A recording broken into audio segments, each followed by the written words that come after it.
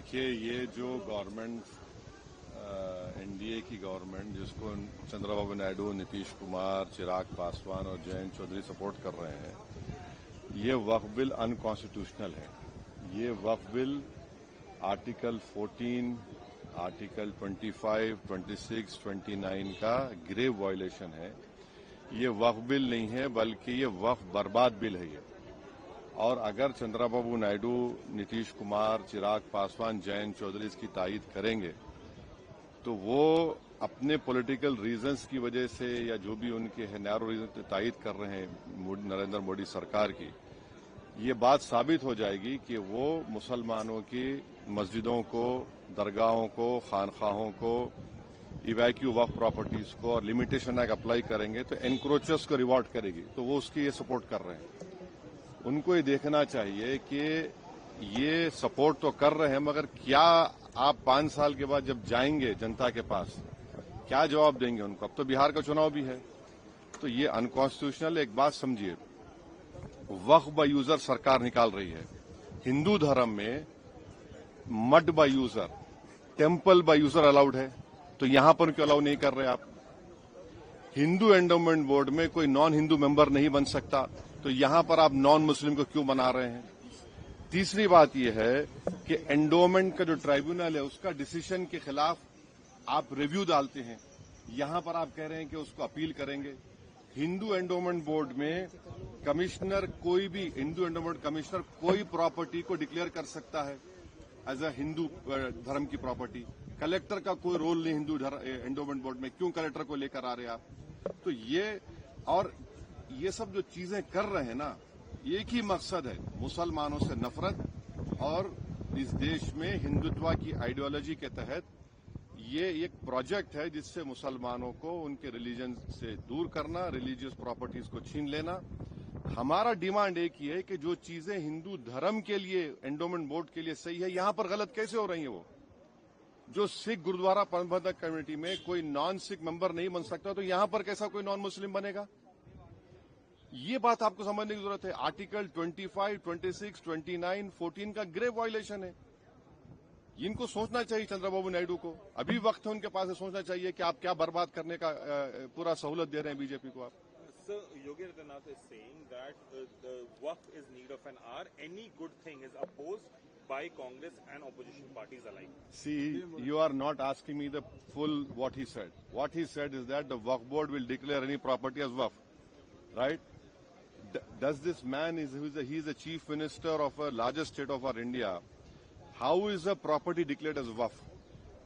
The property is declared as a Waqf on the basis of the survey commissioner report. He is appointed by the state government. He is a senior officer, senior more than the collector. After his report is given that this property is Waqf, the chief secretary of that state issues a gazette notification. On that gazette notification, a property is called a Waqf property.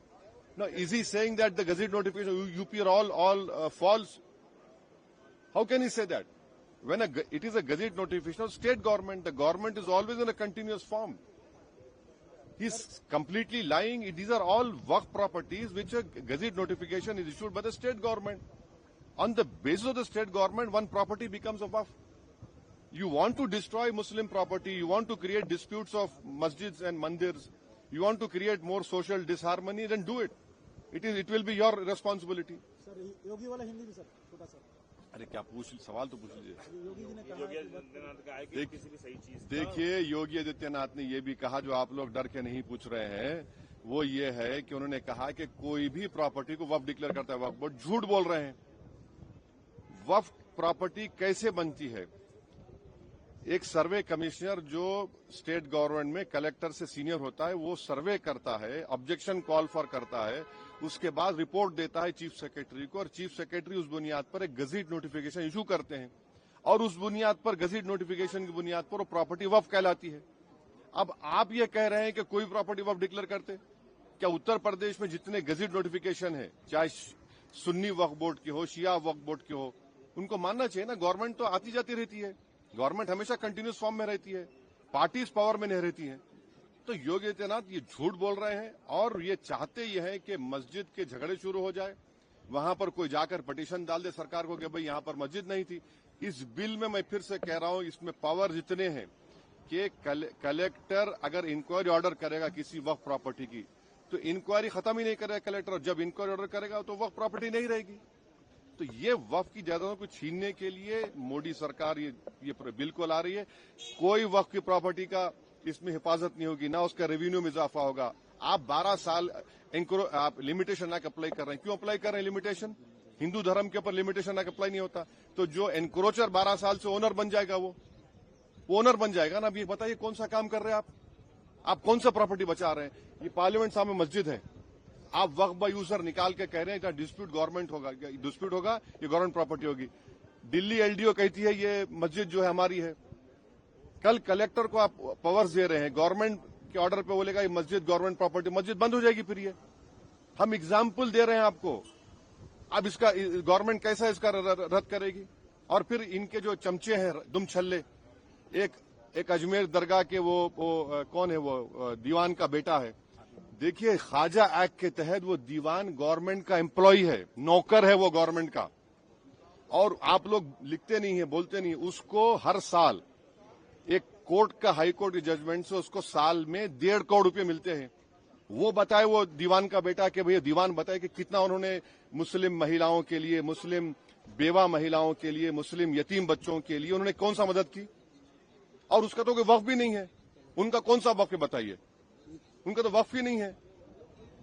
अच्छा, आपके किरण रिजिजू हैं, वो Buddhist हैं, क्या वो बिहार के endowment board member बन सकते? नहीं बन सकते। वो बोध गया बन सकते, जबकि कॉन्स्टिट्यूशन में आर्टिकल 25 में बुद्धिस्ट का डेफिनेशन भी हिंदू में आता है, मगर बिहार के एंडोमेंट बोर्ड में लिखा सिर्फ हिंदू। सिख भी नहीं बन सकता, सिख भी हिंदू होता है लीगली, और बुद्धिस्ट भी होता है, वो अपने मेंबर नहीं बन सकते। तो अब यहां पर लाके आप नॉन मुस्लिम को ला रहे हैं, क्यों ला रहे हैं? ताकि नॉन मुस्लिम ज्यादा हो जाए स्टेट वक्फ बोर्ड में। उसके बाद आप वक्फ बाय यूजर के निकाल रहे हैं कंडीशन के साथ, तो आप पूरा कब्जा कर लेंगे आप। ये हमारा जेन्युइन कंसर्न है।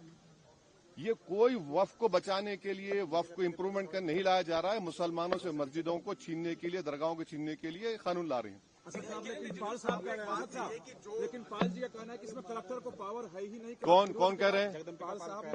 पाल साहब जो है, अगर उनके आंख पे पर्दा पड़ गया तो नहीं मालूम। कलेक्टर एंड सीनियर ऑफिसर, क्या मतलब उसका? सीनियर ऑफिसर को अपॉइंट कौन करता है? मैं करता हूं। देखिए, भारत में संविधान में theory of separation of powers है।